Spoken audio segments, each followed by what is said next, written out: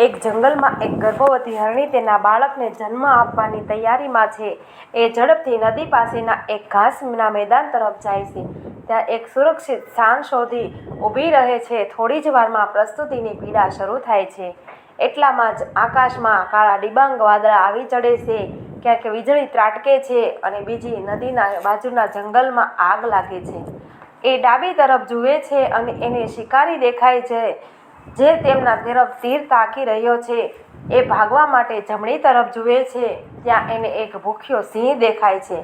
ગર્ભવતી હરણી આ પરિસ્થિતિમાં શું કરી શકે? એ તો એ પ્રસ્તુતિમાં છે. શું થશે? શું હરણી બચી જશે? બચ્ચાને જન્મ આપશે કે આગમાં બળી જશે? કે શિકારી હરણીને મારી નાખશે કે સિંહ તેને ખાઈ જશે?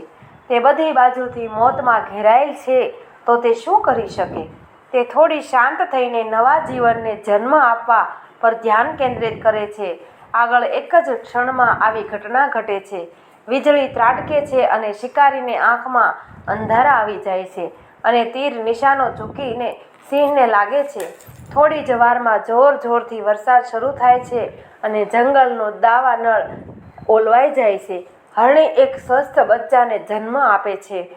આપણે જીવનમાં પણ આવી પરિસ્થિતિ આવે છે જ્યારે આપણે બધી બાજુથી ઘેરાઈ જઈએ છીએ.